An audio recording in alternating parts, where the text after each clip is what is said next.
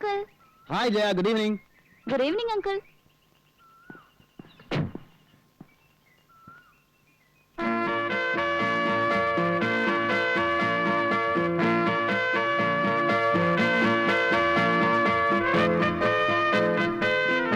പെൺകുട്ടികളുടെ വളർച്ച ദിവസം തോറുവാണെന്ന് കേട്ടിട്ടുണ്ട്.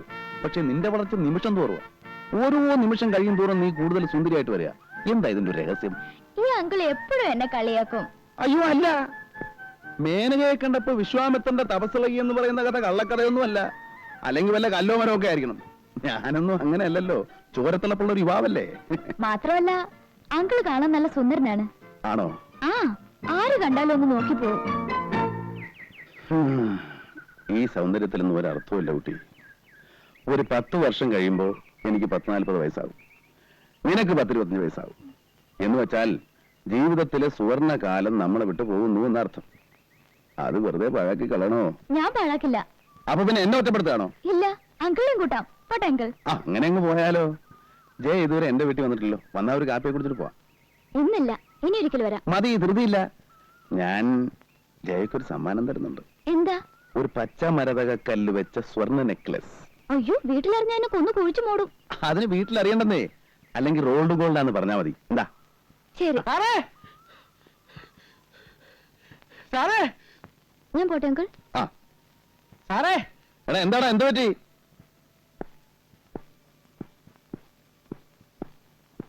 നല്ല പണിയാ കാണിച്ചത്. എന്നെ ചെകുത്താന്റെ മുന്നിൽ പറഞ്ഞു വെച്ചിട്ട് സാറ് ഇവിടെ വന്നെന്ന് സൊല്ല. ഞാൻ 3-3:30 മണി വരെ ഓഫീസിൽ കാത്തിരുന്നു. നീ എവിടെ പോയി കിടക്കായിരുന്നു? തടി കേടാവാതെ രക്ഷപ്പെട്ട എന്റെ അമ്മയുടെ ഭാഗ്യം. ഇല്ലെങ്കിൽ ആ പോലീസുകാരൻ നെഞ്ചത്തുകാരൻ ഇറങ്ങിയനെ. എല്ലാം കുളമാക്കിയോ? കുളം ആക്കിയതല്ല, ആയിപ്പോയി. ആ രേവതി പാവം 2 ദിവസം കൊണ്ട് ചടച്ചെല്ലും തോലും ആയിപ്പോയി. എല്ലാം വിസ്തരിച്ചു പറയാം. ബാ.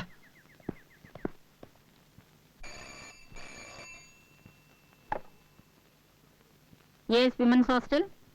മേറ്ററാണ് സംസാരിക്കുന്നത്. നിങ്ങൾ ആരാണ്? രേവതിയുടെ ഫാദറാണ് ഗംഗാധരൻ നായർ. കൊച്ചിയിൽ നിന്ന് STD ആണ്. രേവതിയെ വിളിക്കണോ? വേണമെന്നില്ല, ഇപ്പൊ സ്റ്റഡി ടൈം അല്ലേ, അവള് പഠിക്കട്ടെ. ഞാൻ അവളുടെ കാര്യങ്ങൾ അറിയാൻ വേണ്ടി വിളിച്ചതാണ്. അവളെ നാട്ടിൽ പഠിക്കുന്നുണ്ടോ? പഠിക്കാൻ മോശമില്ല, പക്ഷെ ഈയിടെയായിട്ട് ചില അഫയേഴ്സ് ഒക്കെ ഉള്ളതായിട്ട് അറിഞ്ഞു. കുടുംബത്തിന് ചീത്തപ്പേരുണ്ടാക്കി വെച്ചോ? കൊല്ലും ഞാൻ അവളെ. ഞാൻ ഇപ്പൊ തന്നെ പുറപ്പെട്ടു വരണോ? വേണ്ട, ഞാൻ വളരെ സ്ട്രിക്റ്റ് ആയിട്ട് പറഞ്ഞിട്ടുണ്ട്. കുറെ കത്തുകൾ ഞാൻ പിടിച്ചു വെച്ചിട്ടുണ്ട്, അത് ഞാൻ നിങ്ങൾക്ക് അയച്ചു തരാം. വേണ്ട, എനിക്കൊന്നും കാണണ്ട. കണ്ടാൽ ആ ദേഷ്യത്തിന് ഞാൻ അവളെ 2 കഷണമാക്കും. അവളുടെ പഠിപ്പ് ഞാൻ അവസാനിപ്പിക്കും. അതൊക്കെ സിസ്റ്റർ തന്നെ എടുത്ത് നശിപ്പിച്ചേക്ക്. പിന്നെ വരുന്ന കത്തുകളൊക്കെ സെൻസർ ചെയ്തിട്ട് കൊടുത്താൽ മതി. ശരി. വിസിറ്റേഴ്സിന് ആരെയും അനുവദിക്കണ്ട. എന്തെങ്കിലും ആവശ്യം വന്നാൽ എന്റെ ഒരു കസിനുണ്ട്, അയാളെ അറിയിച്ചാൽ മതി. വിഷ്ണുനാരായണൻ എന്നാണ് പേര്. പ്ലാന്റർ ആണ്. ഓ, വിഷ്ണു താങ്കളുടെ കസിനാണോ? വിഷ്ണുവിനെ ഞാൻ അറിയും. ഈ ഹോസ്റ്റലിന്റെ അഡ്വൈസറി കമ്മിറ്റി മെമ്പറാണ് അദ്ദേഹം.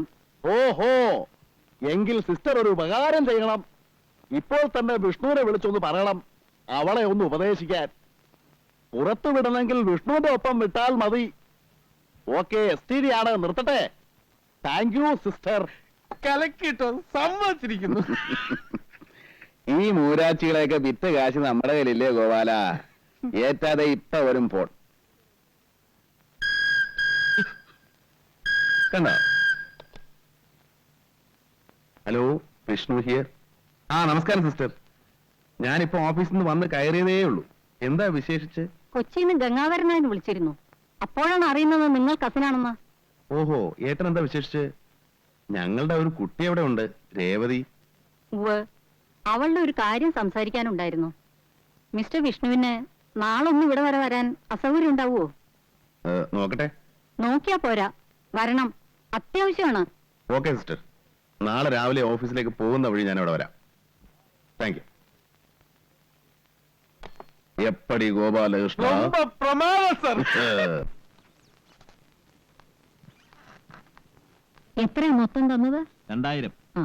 ഇത് 1550 രൂപയുടെ റെസിറ്റ്, ബാലൻസ്. എന്റെ കുട്ടികളൊക്കെ നന്നായിട്ട് പഠിക്കുന്നുണ്ടല്ലോ. എല്ലാവരും നന്നായി പഠിക്കുന്നുണ്ട്. കോഴിക്കോട്ടുകാരി ഒരു നമ്പൂരി കുട്ടിയില്ലേ, ഇന്ദു, ആ കുട്ടി എല്ലാത്തിനും മിടിക്കുക, പഠിക്കാനും പാട്ടിനും ഡാൻസിനും ഒക്കെ. ഇത്തവണ യൂണിവേഴ്സിറ്റി യൂത്ത് ഫെസ്റ്റിവലിന് വിടണമെന്ന് വെച്ചിരിക്കുക. എന്റെ കുട്ടികളെയൊക്കെ നന്നായിട്ട് നോക്കിക്കൊള്ളണം. കണക്കില്ലാത്ത പണമുള്ളത് കൊണ്ടല്ല ഞാനിതൊക്കെ ചെയ്യുന്നത്. പിന്നെ മനസ്സിന്റെ ഒരു തൃപ്തി. ഇവരൊക്കെ രക്ഷപ്പെട്ടാൽ ഓരോ കുടുംബമാണ് രക്ഷപ്പെടുന്നത്. നിങ്ങൾ ചെയ്യുന്ന പുണ്യത്തിന് ദൈവം നിങ്ങൾക്ക് തരും. ഓ. തരുന്നുണ്ടല്ലോ.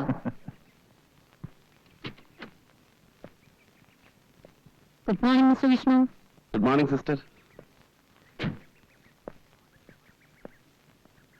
ഇത് mister Vishnu. Hello. Hello. Mister നായരെ അറിയില്ലേ? അറിയാം, പാരഗൺ ഹോട്ടലിന്റെ പ്രൊപ്പറേറ്റർ അല്ലേ? ഓ, അങ്ങനൊന്നുമില്ല, ചെറിയൊരു തൊഴിൽ. മിസ്റ്റർ നായർ എല്ലാവർക്കും ഒരു മാതൃകയാണ്. 10-12 പാവപ്പെട്ട കുട്ടികളെ മിസ്റ്റർ നായർ എല്ലാ ചെലവും കൊടുത്ത് പഠിപ്പിക്കുന്നുണ്ട്. ഇതുകൂടാതെ തന്നെ ചാരിറ്റബിൾ ആയ പല സംഘടനയുടെയും പ്രധാനപ്പെട്ട ആളാണ് ഇദ്ദേഹം. ഉള്ളവൻ ഇല്ലാത്തവന് കൊടുക്കട്ടെ എന്ന് കർത്താവ് പറയുന്നത് അക്ഷരം പ്രതി അനുസരിക്കുന്ന ആൾ.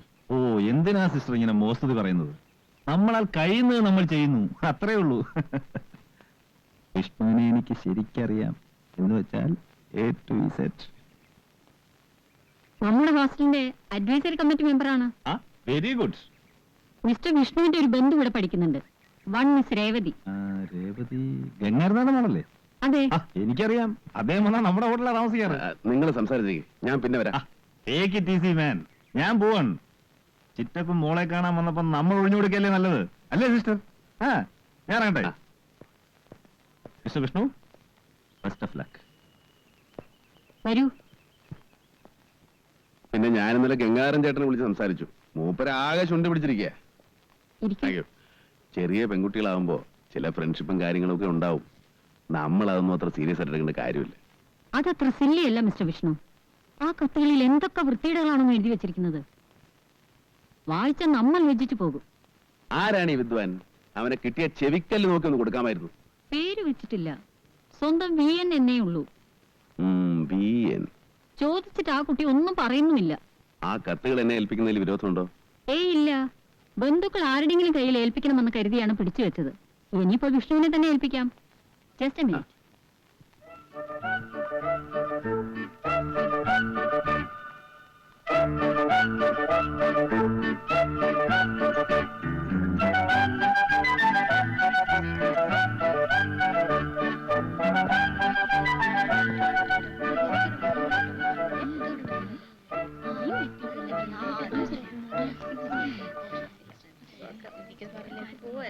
മിസ്റ്റർ വിഷ്ണു,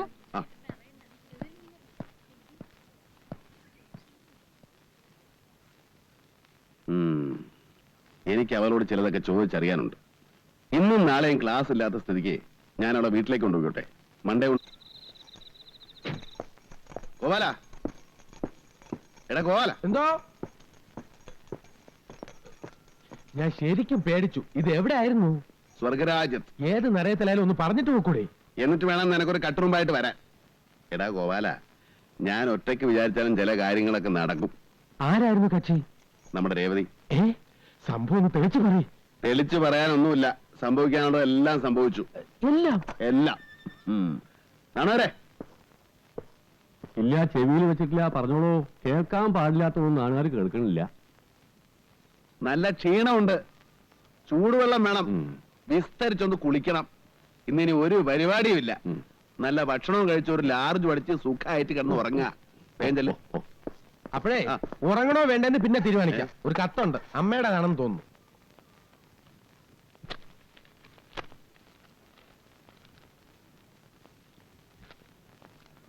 പ്രിയപ്പെട്ട കുട്ടന്, നിന്നെ 10 മാസം ചുമന്ന് നൊന്ത് പ്രസവിച്ച് വളർത്തി വലുതാക്കിയ അമ്മ ഇവിടെ ഉണ്ടെന്നുള്ള കാര്യം ഓർമ്മിപ്പിച്ചുകൊണ്ട് കത്ത് ചുരുക്കുന്നു. സ്നേഹപൂർവ്വം അമ്മ. അറസ്റ്റ് വാറന്റാണോ? ജാമ്യമില്ല വാറണ്ടാണ്. പെട്ടിയെടുത്ത് വയ്ക്ക്. നാട്ടിലേക്ക് ഉടനെ പോകണം.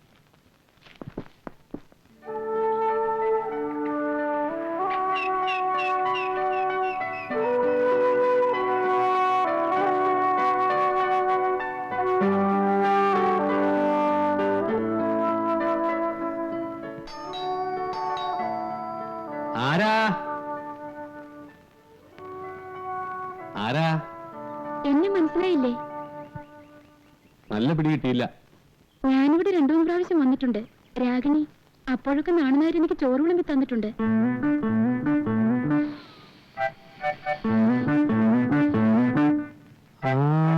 ഇപ്പൊ മനസ്സിലായി.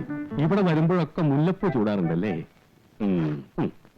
അയ്യോ, കണ്ടപ്പോ മനസ്സിലാവാത്തതിൽ വിഷമമൊന്നും തോന്നണ്ട. ആവശ്യമില്ലാത്തൊന്നും നാട്ടുകാര് കാണാനും കേൾക്കാനും മെനക്കെടാറില്ല. ഇനിയിപ്പോ 2-3 ദിവസത്തേക്ക് സുഖ, എന്തും കാണാം എന്തും കേൾക്കാം. ഇന്ത്യക്ക് സ്വാതന്ത്ര്യം കിട്ടിയ പോലെയാ. അപ്പോ ഈ പകൽ വെളിച്ചത്തിൽ ഇങ്ങോട്ട് പോകുന്നത് എന്താണാവോ? വിഷ്ണുവിനെ എനിക്കൊന്ന് അത്യാവശ്യമായി കാണണം. അയ്യോ, ഇന്നലെ വരായിരുന്നില്ലേ? മൂപ്പര് നാട്ടിലേക്ക് പോയി. അമ്മയുടെ കത്തുണ്ടായിരുന്നു. അമ്മ വലിയ പേടിയാ. എനിക്ക് ട്രാൻസ്ഫർ നാട്ടിലേക്ക്. മറ്റന്നാൾ അവിടെ ജോയിൻ ചെയ്യണം. അതിനു മുമ്പ് എനിക്ക് വിഷ്ണുവിനെ ഒന്ന് കണ്ടേ പറ്റൂ. ഇനി ഒരു 3-4 ദിവസം കഴിഞ്ഞ് നോക്കിയാൽ മതി. വീട്ടിൽ പോകുമ്പോ എന്നോട് പറയാമെന്ന് പറഞ്ഞിരുന്നു. എന്റെ ഒരു ഫോട്ടോ വേണം, അമ്മയെ കാണിക്കണം, അനുവാദം ചോദിക്കണം എന്നൊക്കെ പറഞ്ഞിരുന്നു.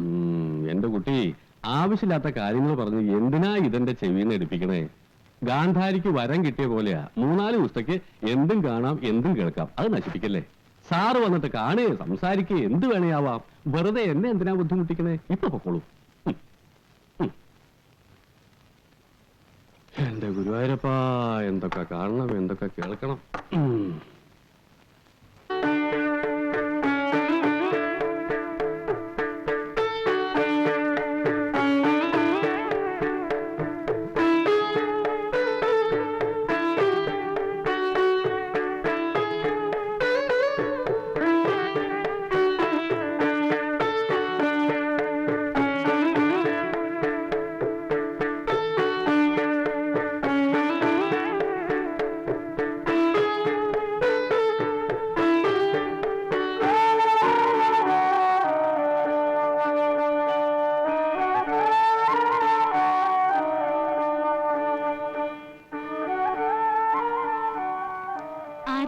വിഷ്ണു ഉറങ്ങാണെന്ന് തോന്നുന്നു. വിളിക്കാം. ആര് വന്നു പറയണോ? എന്റെ പേര് രാഗിണി എന്നാണ്. പറഞ്ഞ വിഷ്ണു അറിയും. ആ, കയറിയിരിക്കെ. വിഷ്ണുവിന്റെ ചേച്ചിയാണല്ലേ? അല്ല, ഭാര്യയാണ്.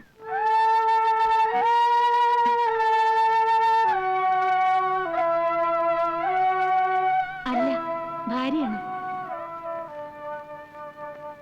കുട്ടേട്ടാ, കുട്ടേട്ടാ, കുട്ടേട്ടാ, കുട്ടേട്ടാ, നേരെ എത്രയെന്നറിയാമോ? കുട്ടേട്ടാ, എന്തൊരു ഉറക്കായത്! എങ്ങനെയുണ്ടോ എന്തായി കാണിക്കുന്നത്? സമയം ഉണ്ടാക്കി വരുമ്പോ അവളുടെ ഒരു വഴിപാടും പൂജയും നോയമ്പും. നിന്റെ നോയമ്പ് നോക്കും. നാണമില്ലല്ലോ. ശൃംഗരിക്കാൻ കണ്ടൊരു പ്രായം. ദേ, കാണാനൊരാള് വന്നിട്ടുണ്ട്. പോയി പണി നോക്കാൻ പറ. 3-4 ദിവസം സ്വസ്ഥമായിട്ട് ഭാര്യയുടെ കൂടെ കഴിയാന്ന് വെച്ചപ്പോ ഇവിടെയും വരും ശല്യങ്ങൾ. എന്റെ സീതയെ നീ എന്തിനാ ഞാനിവിടെ ഉണ്ടെന്ന് പറയാൻ പോയത്? ഒരു പെൺകുട്ടിയാ. ഏത് പെൺകുട്ടി? രാഗിണി എന്നാ പറഞ്ഞേ. രാഗിണിയോ? ആ. ഏത് രാഗിണി? ജോലി അല്ലെങ്കിൽ സംഭാവന ആയിരിക്കും. ഈ നശൂരങ്ങൾക്ക് ഓഫീസിൽ വന്നാ പോരെ, വീട്ടിൽ വന്ന് സ്വൈര്യം കെടുത്തണോ? നാശം. എന്തെങ്കിലും അത്യാവശ്യം കാണും. ഒന്ന് പോയി നോക്കുന്നേ. ആ, നീ പോയി ഒരു കാപ്പി എടുത്തുണ്ടോ?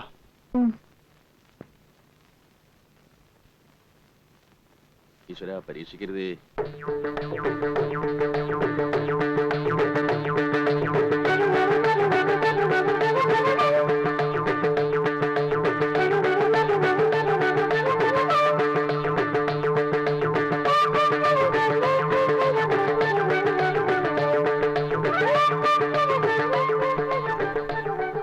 ഗോപാല, ആ സാധനം എങ്ങോട്ട് പോയി?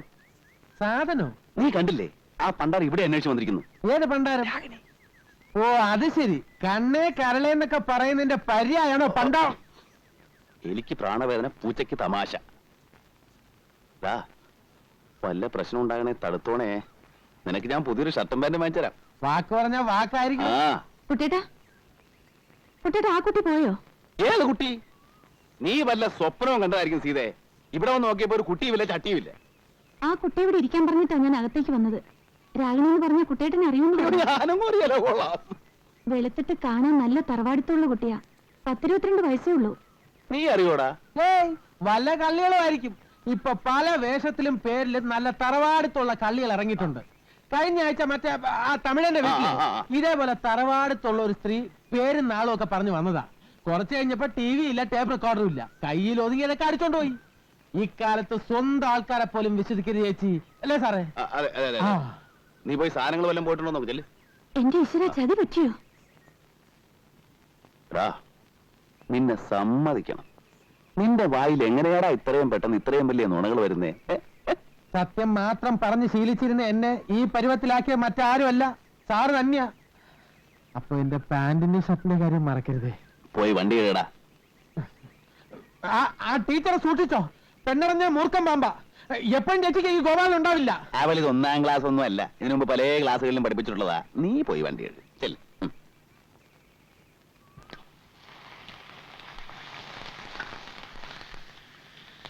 അപ്പുറത്ത് പോയിരിക്കുന്നേ.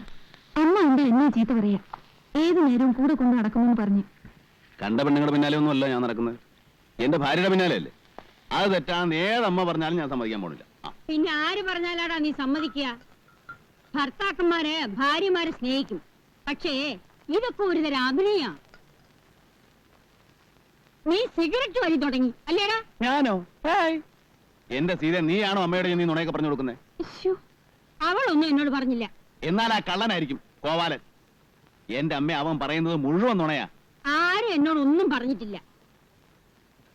ഈ സിഗരറ്റ് നിന്റെ ഉടുപ്പിന്റെ പാക്കറ്റിൽ എങ്ങനെ വന്നു? അതൊരു ശീലമൊന്നും അല്ലമ്മേ, ഒരു രസത്തിന് വല്ലപ്പോഴും. അവിടെ എന്ത് തണുപ്പാണെന്നറിയോ? അയ്യോ, ഒരു ന്യായവും പറയണ്ട. എടാ, നിന്റെ അച്ഛന് ഒരു പൊടിവലി, സിഗരറ്റ് വലി, കള്ളുകൂടി ഇങ്ങനെ ഒരു ദുസ്വഭാവം ഉണ്ടായിരുന്നില്ല.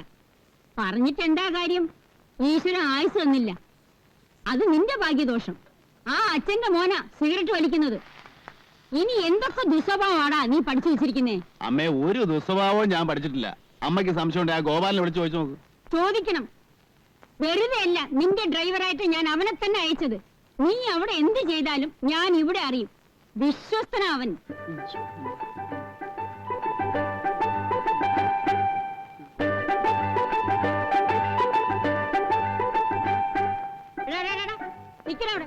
എന്തോന്നാടാ എന്നെ കണ്ടോണ്ട് അവിടെ ഒന്ന് പരുങ്ങുന്നു? ഒന്നുമില്ല, കൊച്ചമ്മയ്ക്ക് ഒരു ശല്യാവണ്ടെന്ന് കരുതി പോയതാ. ആ, എനിക്ക് നിന്നോട് ചില കാര്യങ്ങൾ ചോദിക്കാനുണ്ട്. നീ ഇങ്ങോട്ട് കയറിയിരിക്കെ. അയ്യോ, ഞാനിവിടെ നിന്നോളാം. കൊച്ചമ്മയുടെ മുന്നിൽ ഇരിക്കാനുള്ള കുരുത്തക്കേട് ഗോപാലിനില്ലേ?